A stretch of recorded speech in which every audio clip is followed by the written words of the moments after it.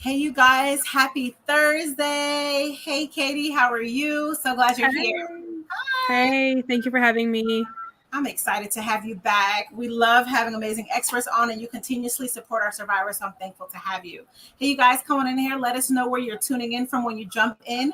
We're talking about one of the hot topics in our time, that's happening right now. So I'm excited to have you on. Kaytee Gillis is a licensed clinical social worker and psychotherapist, expert in her field. She's a writer. She has so many amazing things going on. So I'm excited to have her. So when you come in, say, hey, let us know where you're popping in from. If you have, hey, Tahisha, hey, Chris. If Right, you have Boston. Yeah, hey from Boston, hey My in the people. UK. If you have specific questions that you want to put in the chat, please feel free. And if it's a private question, you can inbox us and we'll try to get to it while we're here live. So definitely excited about today's topic. And I'm good, like I was sharing with Katie. I am not an expert in this. This is not my, area of expertise. That's why I bring on experts to talk about it. So I'm excited to have you, Katie. So let's just dive in. Today we're talking about narcissistic abuse. What is it? Why is it? How does it affect survivors of abuse? So I'll just start with the basic first question. What is, hey, I see y'all. What is narcissistic abuse? So narcissistic abuse it's psychological abuse. So it can encompass things like physical and emotional abuse. It doesn't have to, but usually it has its own category because it is something that is so like I said, it's pathological, it's psychological. It involves a lot of like mind games, mind control, and a lot of things that are a lot harder to prove and a lot harder to recognize. So it's like a very specific type of abuse. Okay. I want to just piggyback on something that you just said. You said mind games and mind control. Hey, Mississippi. So it's interesting that you say that because we're talking about mind games and mind control. Those are things you can't really. Can you give an example of what that would look like? Mind games, mind control? So like telling people that they're not seeing what they're seeing or that you didn't do something. And so I'm comparing it to physical abuse. And I always give this disclaimer and I'll continue to give it that I'm in no way comparing it's not better than or less than. But with physical abuse, if someone, they raise their fist and they make contact, there's really no disputing that happened. It happened. But if someone is doing something and then maybe turning people against you, for example, that's a common one, and then excusing the behavior, or saying that they didn't do it, or lying about it, or saying, oh no, those people didn't like you to begin with, and it ends up it's such crazy making that the survivor, the victim, walks away being like, did that just happen? Like, did I is that really a big deal? Am I just being dramatic? Am I crazy? And so usually what I tell clients is like, if you're sitting there saying, am I crazy? Like, this situation is just so bizarre. That's usually one of the first red flags to me. Okay. It sounds similar to like gaslighting in a way. Yeah, gaslighting is part of it. Okay. Gaslighting. Yeah, absolutely. It's like telling someone, nope, that's not what you're seeing. That's not what you're hearing. That's not what you're experiencing. Denying the reality too, because I remember being in my marriage and I was thinking he would say, like, I would have told you that the sky is green. Why? Because that's what he told me. I would have thought you, Katie, the sky is green because that's what he told me. I was just so convinced about these things. Like, I remember leaving the relationship thinking I've literally lost my mind. I don't know. For sure. I'm completely confused. For sure. And I just wanted to clear up. I saw someone say, no, narcissistic abuse is not a form of gaslighting. Gaslighting is an element of narcissistic or psychological abuse. It can be. So I just wanted to specify that because I saw someone ask that. And if you have questions, please put them in the comments. I know they're in the UK, so they have solicitors, attorneys. I'm going to try to follow some of the questions. And I saw someone say, this happened to me my whole childhood and adulthood with my own mother. And that I do kind of want to put a spotlight on that because like having a parent with a personality disorder, having a parent with narcissistic traits can be one of the most traumatizing things for a child, and it'll carry with you into adulthood. And so I do want to put a spotlight on that and say, like, I see you and I hear you. That's one of the hardest ones. So let me ask you a question. If you're growing up with a parent, a mother, a father, a parent who has NPD personality, how do you deal with that as an adult trying to navigate adulthood or healing from the trauma that you experienced growing up? So the things that I always tell people are you're going to have to start working on boundaries, because if you grow up with a parent with a personality disorder, there's a lot of enmeshment, a lot of boundaries that are blurred. Children don't learn, okay, this is my private, area, not necessarily their body, but like this is like my private diary, my private room, my private email, things like that. And there's a lot of things that happen where kids grow up in so much dysfunction that they really don't understand like what is normal and what isn't, what is normal behavior to expect from an adult towards a child and from a parent towards a child, and then what I dealt with isn't that, and so then adults usually they don't realize that what they dealt with was such dysfunction until it's safe to realize, so really until adulthood. And that's usually when then they'll come into therapy and be like, I don't understand why I'm afraid of people, or why people seem to be afraid of me, or all of those things. And it's so common for people who have had a parent with a personality disorder to then get into relationships with people with personality disorders, because we tend to repeat those patterns, and it's familiar, and for all the different reasons that that we're attracted to people, and there's familiarity, and we're going to work out those patterns and work out those problems that we had with a caregiver. And if our caregiver is a narcissist, how would we manage? Should we keep the relationships? Is it safer to kind of step away from the relationship? How do we deal with that? So that's case by case. I have many clients who say who come in, and the goal is that they have to break away and they have to cut contact with a caregiver, with a parent, family member. And that is something I fully and wholeheartedly support. It is never anything where I would make that decision for a person, because it's case by case. Some people can continue to have some kind of a relationship because personality disorders, they exist on a spectrum. So some people, it can do, my dad has these traits, but this is what we do to navigate it. Things like boundaries, things like sticking to your self-esteem, developing your own self-esteem, developing your own self-worth, and boundaries. I'm going to say it with a capital B, like boundaries, like really learning and working on your trigger points, and knowing, okay, no, I can deal with with mom or Aunt Sally or whatever for 4 hours on Christmas Day, and then I have to leave no matter what. It's okay. Awesome. That's good. Thank you for that. Cheryl, so sorry to hear about your daughter. She said, oh, wow. Yeah, that's devastating. That is really hard. Sorry. There's so many stories. Yeah. So another question I have is, so a narcissist? It's a diagnosis. Yes. It is a diagnosis. I said that wrong. If you have any questions, please go ahead and put them in the chat. Okay, go ahead, please. So yes, it is a mental health diagnosis. And the thing is, right now, it is such a buzzword that I think we've lost sight of the fact that it is actually a mental health diagnosis. And I say we as society, we are throwing around this word really freely. And on one hand, it's good, because I feel like it's giving so many people and so many survivors a terminology and to describe, what it is that they've gone through and the craziness that they've gone through. But on the other hand, it's being kind of overused. And so it's being synonymous with like the word jerk or a-hole, or worse, it's becoming synonymous. And I always want to say to people, like, that's, it's not necessarily what it is. It's kind of like when we overuse the word, we say, oh, I'm so bipolar, or I'm so OCD, or he's OCD. Well, it's not necessarily what that is, but like, I get what you're trying to say. Right. And those are actual diagnoses. Like, those are medical diagnoses that people have. So I think educating on, so a couple things, educating on those are actually medical diagnoses that are important to acknowledge. So throwing the words around, it's a sensitive kind of thing. But I think I like when you talk about empowering survivors to know this happened to me. I was abused by a narcissist, and to be able to empower them to say, this is what happened to me, be able to put a label or a word to what happened to them. Because for so long, how do you explain these things? There's no bruises. There's just pure confusion. And so now, because it's such crazy making, like, unless you have a word to describe what you've gone through and the psychological warfare, if you haven't been through it, you do not understand it.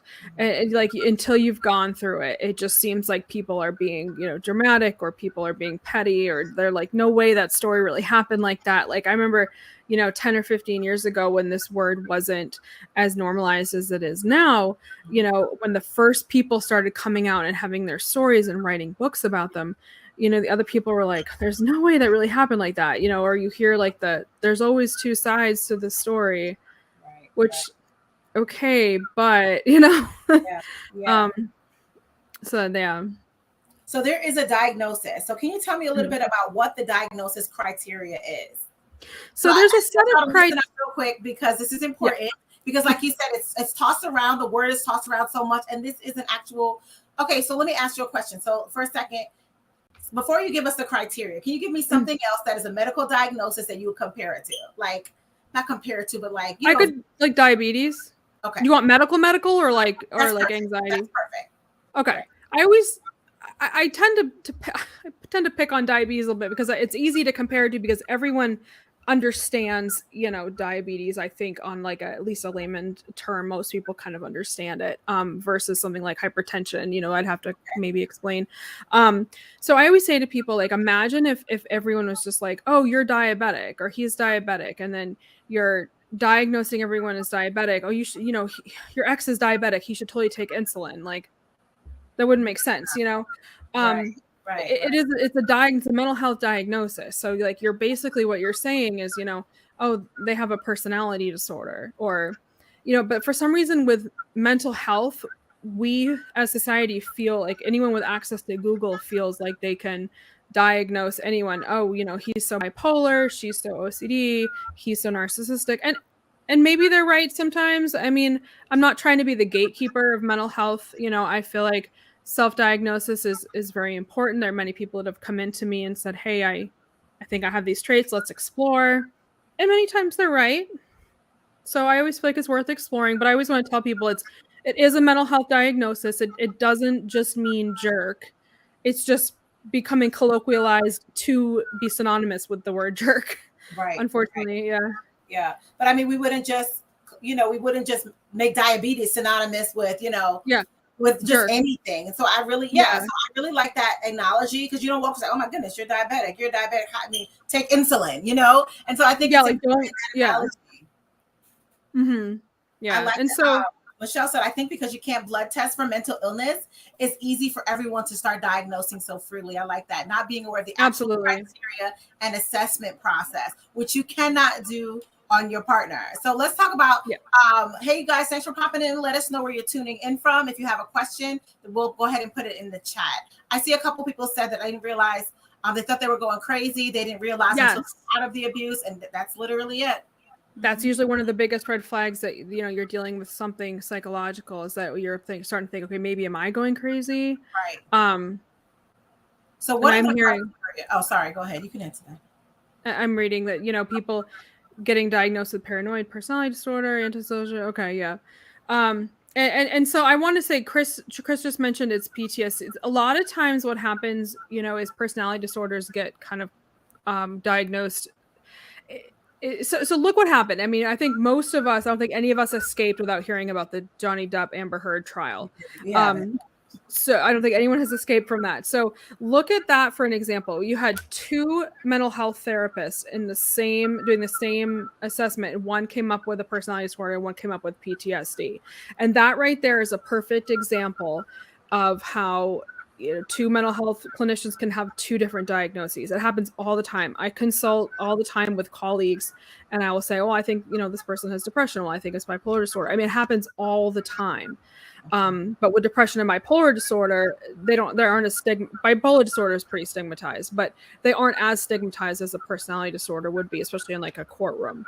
So it doesn't have as much of an impact. Now, ideally, as Michelle was saying, we have assessments and things like that. So most clinicians should come to like kind of the same area of a conclusion. But, especially when you're taking in trauma history and things like that, you can have misdiagnoses all the time.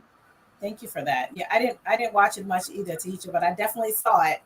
I mean, like, it's all over the news feed and everything, and All right, so tell us a little bit about the diagnosis criteria for narcissistic personality disorder. So there's a whole list of criteria, and you have to meet a certain percentage of the criteria, but it's things like grandiose sense of self, strong sense of entitlement, preoccupation with success. So if you have someone who's like really obsessed with success, and they don't care who they have to step on to get there. That kind of thing is usually a red flag. Lack of empathy. That's like probably the biggest thing, is the lack of empathy. I think is probably the number one thing that we hear about in society right now as being the issue with the diagnosis. Okay. Okay, that's really good. And there's a percentage that they need to reach to actually be diagnosed with this. And yes, it's not like, yeah, it's not like, oh, this person is very arrogant and they think highly of themselves. You know, that's what a lot of people will usually say because they don't understand what it means. They're like, oh, well, she's very stuck up, she's narcissistic. And I'm like, you know, okay. And I understand what they're getting at. I mean, you know, again, I'm not trying to be the gatekeeper of these diagnoses, but just to kind of educate. Yeah, and I think it's so important that people understand that this is an actual medical like a mental health diagnosis, right? Just like it would be a diagnosis of something medically. So it's important. I think it's just important to understand it, so you understand what you're dealing with. And I think that if you're dealing with this, you can actually, like you talk about, be empowered to be able to say, this is what's happening to me. The number one thing I want to say is like, well, I'm thinking about it. The number one thing, I have so many people come to me and say, well, how do I know I'm not the narcissist? And I usually say, because you asked me that question.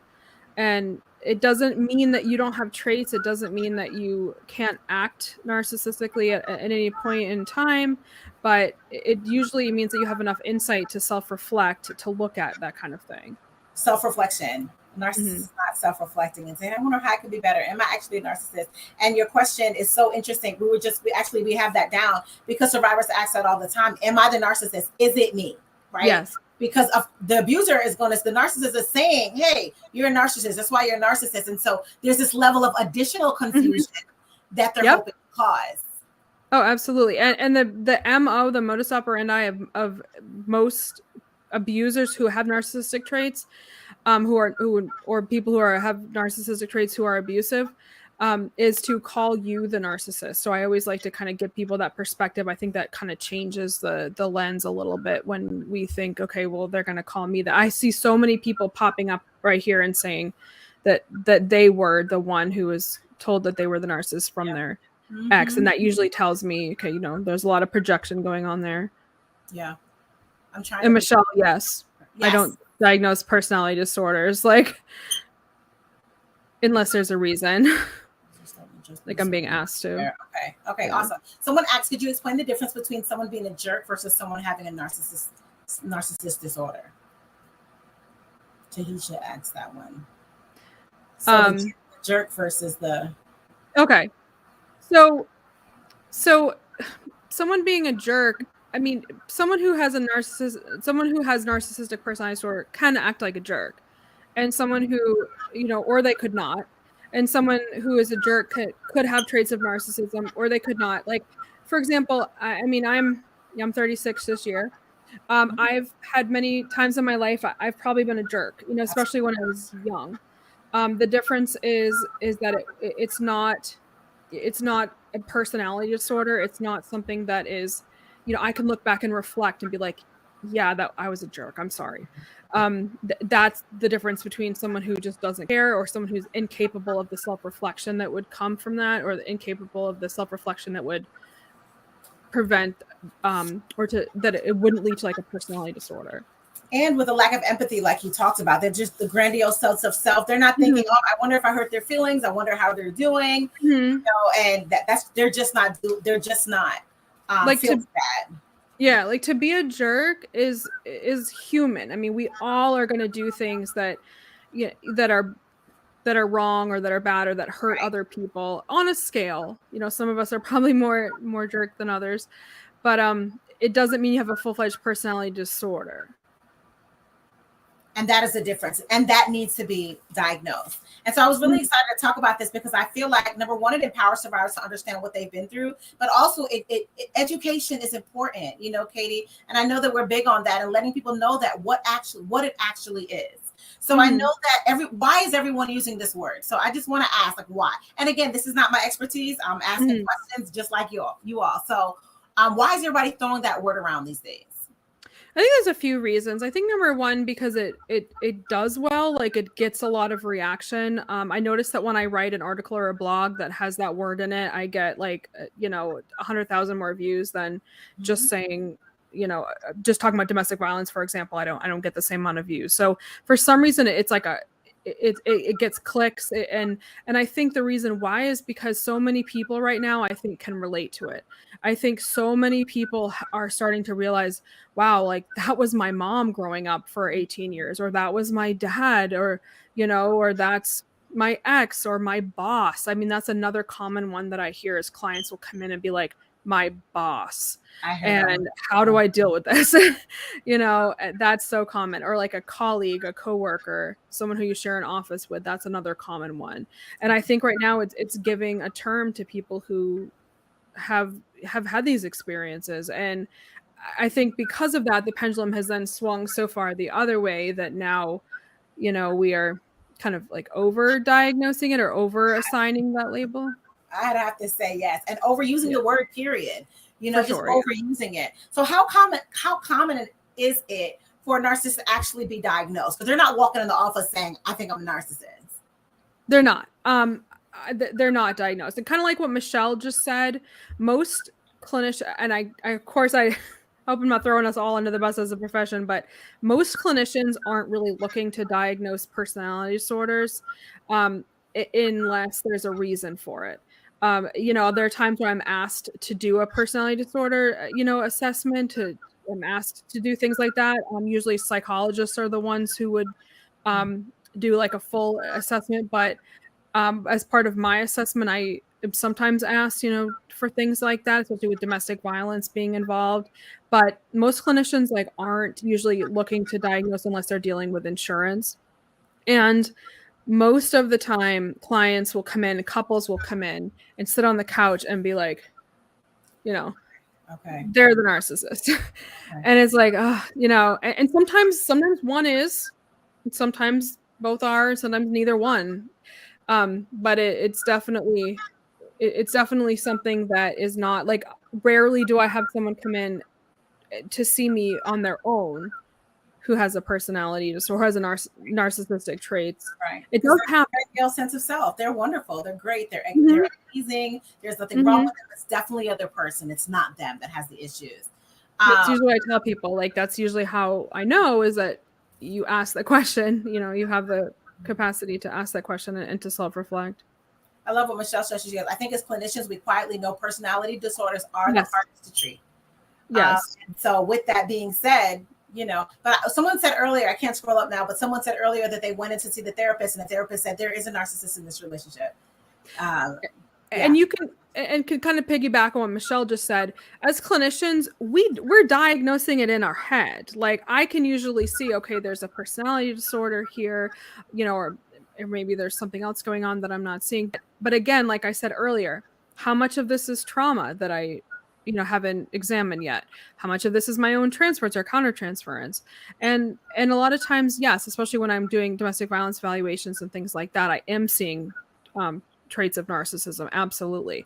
But as we all know, insurance doesn't pay for personality disorder treatment. There is no medicine to fix it. And so it's usually something that, maybe it's written in the margin, or maybe it's discussed in a treatment team, but it's not usually diagnosed. And so when people come into me and they say, oh, my ex was diagnosed as narcissism, I'm usually like, oh, wow. Like, it's pretty rare to have it actually diagnosed. Okay. And that is what I've read and I've heard as well, that it is pretty difficult to actually, because they're not walking in the door to try to get this diagnosis. I think that's important. So yeah, it's usually not. Yeah. I want to touch on something somebody said earlier, that the abuser will use your triggers and your weak points and the things that they know about you against you. I mean, that's really what they do. That's what they do. Say, so for example, I've heard a lot of times, like, say if your mother had or family member had a mental health disorder, you're crazy just like your mother, you're schizophrenic like her, or you're whatever. They use those things to kind of keep you stuck and keep you traumatized. And so that's just one of the things that they definitely like to use. So I want to ask you, because I have some more questions that I want to touch on, but I really want to ask a question about abuser, narcissist, same person, different person. So I always say to people, like, sometimes I'm working with younger people, I'll give this like silly example, like, all jeans are pants, but not all pants are jeans. Like, it's kind of like that. You're like, not everyone who has narcissistic traits, or not everyone who is a narcissist is abusive. Not every abusive person is a narcissist. Like sometimes they can go together, sometimes they cannot be. Like I think it was someone earlier who said, no, my ex was he's not a narcissist, he's just abusive. He's an abuser. And and then on the other hand, I always remind people there are many people with narcissistic personality disorder who walk among us. Absolutely. Or antisocial personality disorder, probably less likely to walk among us as much. But people with narcissistic traits walk among us every day. Like they're serving you your drinks, they're serving you your coffee, you're paying your bills with them.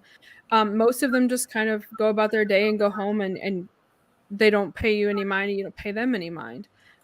It's only when you have a relationship with the person that it affects you the most, and it could be of a platonic relationship, or it could be a colleague relationship, or it could be a romantic relationship, or a family. And that, of course, is going to affect you a lot more than, maybe some guy at Walmart who you never speak to again. A lot of times I hear people talk about like neighbors, their neighbors have traits, and their neighbors are dangerous and things like that. I think it's interesting that you talked about that just now. So I want to just kind of go back over that. You said they walk among us every day. These people are people we see every day, and they're diagnosed with NPD, but they don't impact us because we're not in a relationship with them. They're not our parent. They're not our neighbor. They're not our partner. So we're not seeing it as much. It begins to affect us directly when we're in some type of relationship with them. Right? Yeah, because most people with a personality disorder, they aren't out to harm you. They're just going through life like we all are. It comes to the relationship aspect. And so an abuser is not necessarily a narcissist, and all narcissists are not abusers. Did I get that correct? Yeah, Michelle just said, I think they're starting to be used synonymously. Absolutely. Like I think they shouldn't be. I don't think so at all. Yeah. Yeah. A lot of people will come in and say to me, oh, my ex is a narcissist. And I'm like, and I understand what they're getting at. And so for me, I'm working at, what's the feeling behind it? What's the meaning behind it? I don't care about like whether you're using the correct term. If you want to be educated, I can educate you. But for me, it's more important of your experience. But it is absolutely being used synonymously, like with abusive. And I always tell people, it's not always the same. Like there are many people who are abusive, who are cruel, who are jerks, who are horrible, words I can't say on here, people. And they don't have a personality disorder. But on the other hand, there are many people with a personality disorder who just go about their day and they mow their lawn and they mail their bills, and you never hear of them because they're not malicious. I love that. And I love that comparison, that analogy even. People have always tried to say, well, okay, let me just go back to what you said and what Michelle said too. It is not synonymous, right? Narcissist and abuser. Yeah, they shouldn't be, but they're starting to be. Yeah, they are starting to be. And I think it's important too, because people just say, oh, your ex is a narcissist. My ex-husband, it's not a narcissist. He was just a jerk. Like he was an abuser, and he was painfully abusive and cruel and horrible, right? But that doesn't necessarily make him a narcissist. It doesn't mean that that's a personality disorder. Yeah. Correct. Does not mean that he has a personality disorder. And I'm okay with that. Like I feel sometimes, and I'm just being really transparent because this is what we do, but I feel like people like to use the word. As survivors, this is what I do 24/7. But I hear the word so much, and I'm like, that doesn't sound like it doesn't sound like a personality disorder at all. It's like you weren't really abused if they weren't. If you were really abused, they had to have been a narcissist. Correct. And that's just not a true statement. You could have been abused by just someone who was an abuser. Right? Just someone who's abusive. Yeah. Yeah. And I think does the terminology matter so much? Not so much. But we're going to get into that in a second of where the terminology is relevant and where it's not. But I think if we want to educate people on domestic abuse and things, it's important to know what you're actually in. Is it physical? Is it sexual? Is it psychological? Is it financial? Do they have a personality disorder? Are they narcissists or are they not? And I think it's important to be able to know the difference, because to make something one, I don't think it's not accurate, but it's not necessarily fair either. Because they're abuser doesn't mean that they have a personality disorder or a narcissist, and vice versa. And like you said, they may have NPD and walking around mowing their lawn and minding their business, right? And it doesn't. It doesn't take away from your experience. Like you could have survived like horrific abuse. It doesn't mean that you didn't if the person doesn't have a personality disorder. Like I think a lot of times people think, okay, they're abusive, they have to be a narcissist. No. Like, I mean, they could be a horrible person. They could be a jerk, mean, cruel. It doesn't mean that they have a personality disorder. Now, sometimes they do, but not all the time. it doesn't like validate your case anymore. You are anymore. That's a better way of saying it. Yes, than my ramblings. It doesn't. Like, it makes you feel more validated, I think. Yeah. Right. And I feel like, and I think that's my thing. Now that we're kind of chatting it up like this, because we don't rehearse this, you guys. This is live. Like, and I think that's what right.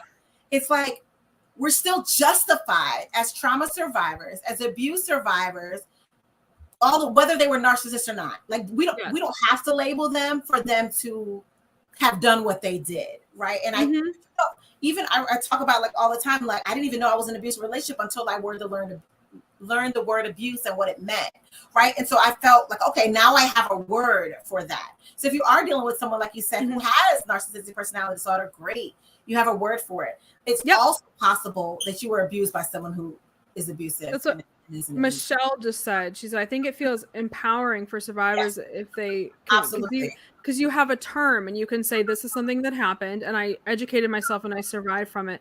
And I always want to tell people that, like, I am in no way trying to gatekeep the term, that like, absolutely. I mean, I'm always about like meeting people where they're at. And if that is something that people are saying, okay, this is my experience and this is what happened and I learned from it and it made me empowered to use that word, absolutely, I support that. And I do think that the term coming around has been empowering for many survivors. Absolutely. And maybe it was a psychological abuse I experienced, but not from a narcissist, right? And so emotional abuse, psychological abuse, yes. But I think that, I agree, Tanya, that we should use the term if it's applicable, not necessarily if it's just something, I learned, and I make it synonymous to like, they have bipolar disorder. Oh my goodness, they're OCD. They like everything in order. Maybe they just like everything in order, and maybe they're having an up day and a down day. It doesn't mean they're bipolar. Or maybe they went on a shopping spree. It doesn't mean they're a mania. Like, I think we're so quick to try to put something in a box to make it make sense. That it can stigmatize. Yeah, and it doesn't have to be. And it's okay to ask questions and find out what things actually are. And I think it's important because no one wants to be told, I don't want to say, hey, you have diabetes because you drink sweet tea all the time. You have diabetes. It just doesn't make sense. I mean, could you imagine, and I always like joke, I'm like, I spent so much money and so many years, like just to have people on Google be like, oh, this person has this diagnosis. And I'm like, but exactly. I get it. I get it. I mean, think that's why what we do is so important, because our goal is to educate and empower you to know. And if you are dealing with the narcissist, to empower you to know, this is what I'm dealing with. This is what this looks like. This is what I've been feeling and experiencing, it to empower you to know that you're using the word and the diagnosis from a place of knowledge. Someone asked, what's the difference between psychological abuse and emotional abuse? So emotional abuse, psychological abuse can, like, emotional abuse can encompass psychological abuse. Like, it can be a part of psychological abuse.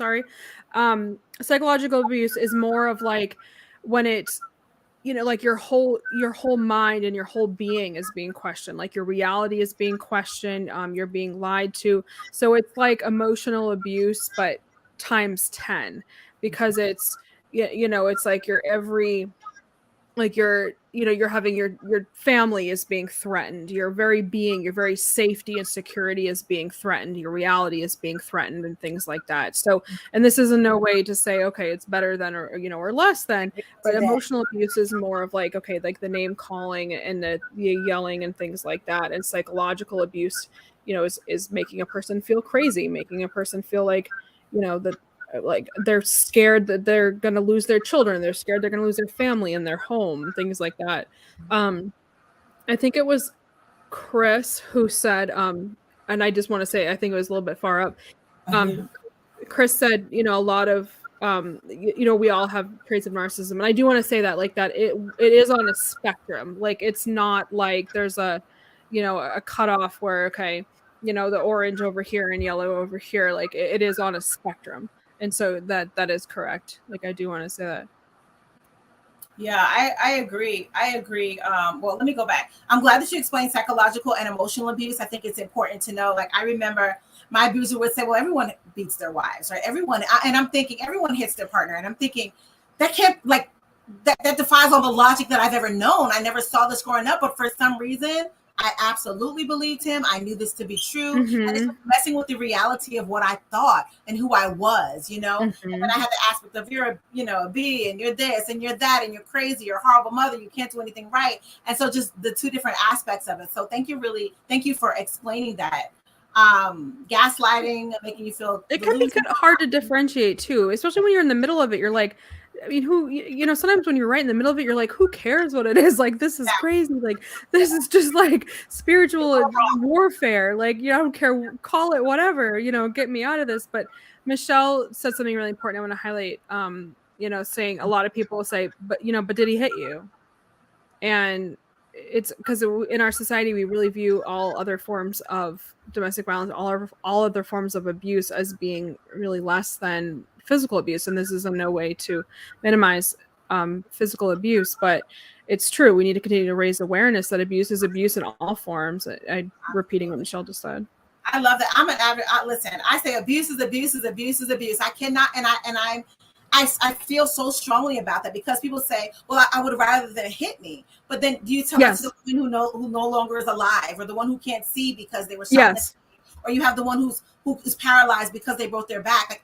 Like to compare, I think you just can't. Or how do you say, the words, well, did they hit you? Well, I don't even know who I am. I'm trying to understand what I like, who am I as a person? My psyche has been broken down. My emotions have been broken down. And so I'm definitely with you, Kaytee and Michelle. Abuse is abuse. It was wrong. It never should have happened. You didn't deserve it. And so it's like it all hurts. It all hurts in whatever capacity. It's just all wrong. It all hurts. Absolutely. So I wish they would hit me so I'd have proof. Now I understand that. Absolutely true. Because I can go, we talked about that earlier. I can call the police. I want to highlight that. I know, right?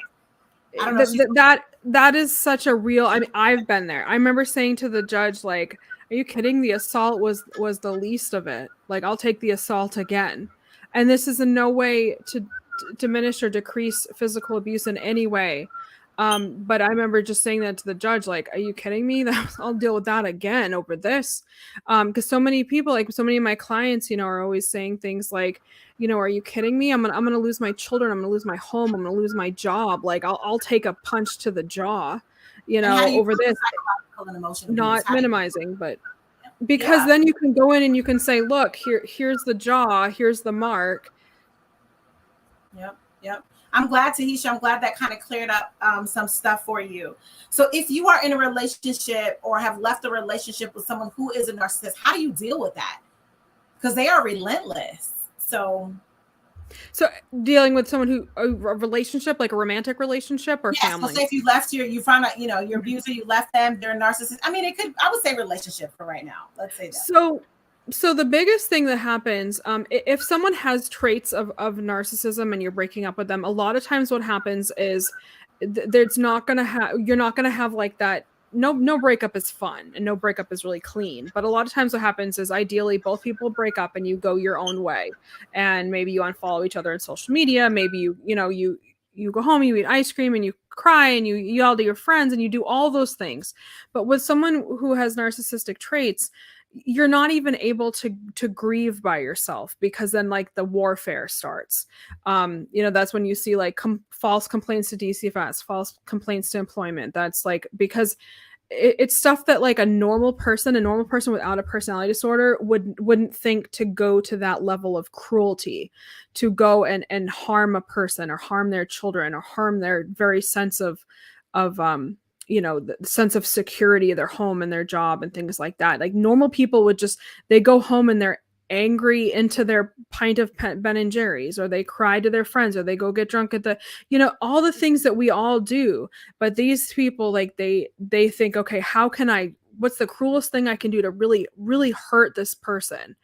And so I tell people, if you're starting to see those things when the breakup is happening, that's when I start to tell people. And I have podcasts that I've aired on safety planning. So this is like it could be like a whole live event in and of itself. And I've written blogs and I have, a book that I wrote about it. But I tell people that's when you need to start your safety planning. Stop posting on social media. There's a term right now many of you have probably heard of. It's called like gray rocking. Do your gray rocking. I also have come up with a set of techniques that I tell people to really minimize any kind of communication with the person, have everything written down, stay really strong with your boundaries, and do not react.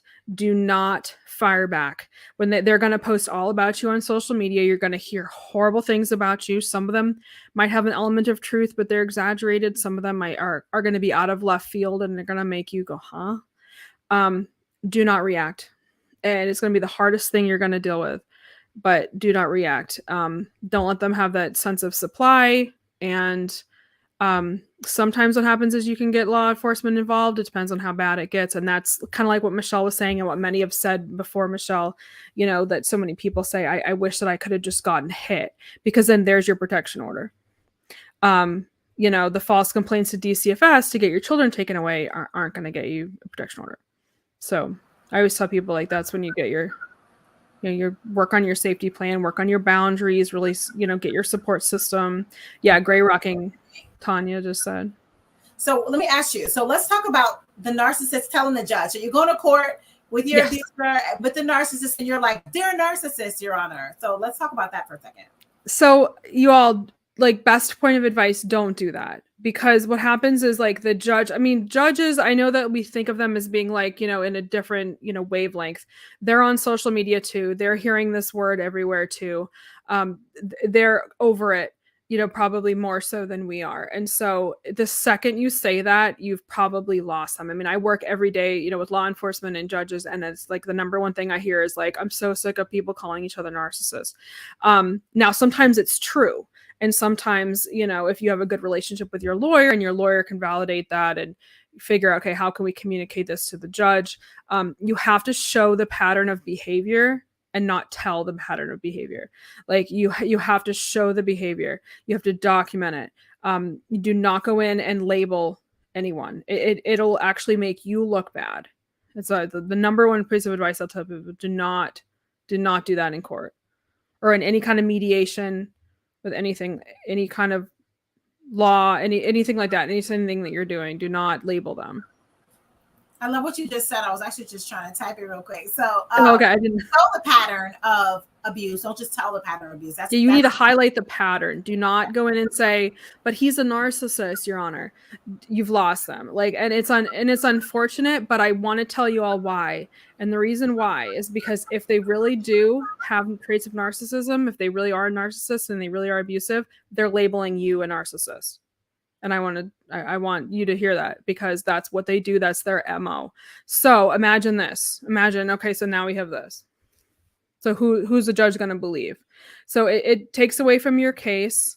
And usually it has the adverse effect of making you look like the bad one, or the dysfunctional one, or the petty one.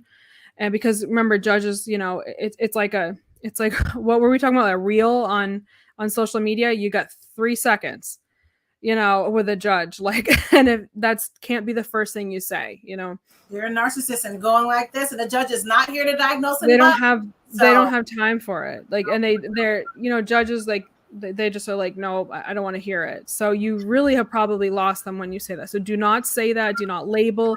Don't go in with any kind of insults or anything. Don't say he's a bad dad. She's a bad parent. She's doing this. Show the pattern of behavior. I love like Tanya said, document what they've done to you and show what they've done rather than bringing in the big loaded words. Yes. Yeah. And Chris said you can show it without saying the word. And that's documentation. That's consistency, writing it down. Yes. So that's really important. That's correct. So I want to ask, I don't know, do they change? That's a big question that we get all the time. Will they change? That's like one of the number one things I get. Oh, that's a hard one. The hardest thing for me that really pulls at my heartstrings is when people come in and they have a parent who has, narcissism, and they're like, oh, they're going to change. That's the hardest one for me. The thing is that it's not up to us if they do. No amount of therapy, there's no medicine.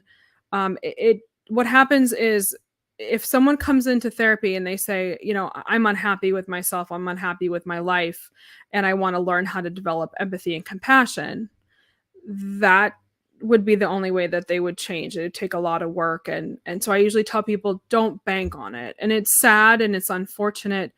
But it also like we can't lose ourselves in the process of trying to change a person and trying to make them be more compassionate and more kind. Yes, yeah, this is exactly what I tell survivors. Like, will they change? Are you willing to wait around and see if they do or not? Or you want to focus on getting yourself healed and whole? Yeah, that's always a hard one. I always say, like, yeah, focus more on you. Okay, let me see if I have any more questions. We are getting ready to head over to Instagram, so I'm going to say, anybody have any last minute questions? If not, we're going to say, let me see if I had any other ones. And Tanya just said, I think Tanya was talking to someone else, but I do want to kind of highlight that too. Like, it's really important to find a therapist to support you through it, because there's so much crazy making, and not necessarily a therapist, but some kind of support. I mean, a lot of people have found a lot of support through like support groups and things like that. Just because there's so much stuff that happens that, your head is spinning and you're like, did that just happen? Like, there's no way. Like, I feel crazy. Like, I remember telling, one time I told my own therapist, like, I feel like this is the point in the movie where I'm in the padded room and you walk in and tell me that the past however many years have been, just part of this movie. And all joking aside, it's because it really feels like that. There's a part of you going like, there's no way that this is happening. So get support, however you do it, through your spirituality, through your church, through however, get your support. That's really important. And your community is important too. And you want to have people in your corner that believe you, that support you, that say, I believe you, and don't question the things that you say, because you're already questioning your own reality.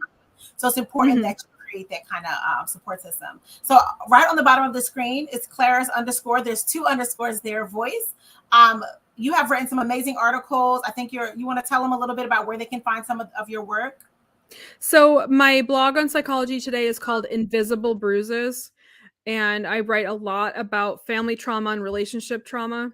And I talk about things like navigating smear campaigns and how to deal with things like that, and dealing with like breakups, dealing with parents who have these traits and things like that, dealing with family trauma, childhood trauma. I have the link on my website, and I also have my book too. It's under the same name, Invisible Bruises. Awesome. Okay, wonderful. Well, we will see you guys over on Instagram if you're heading over there. If not, we'll see you later. Thank you so much, of course, Kaytee, for always being here with us. All right, we'll see y'all later. Bye. Bye.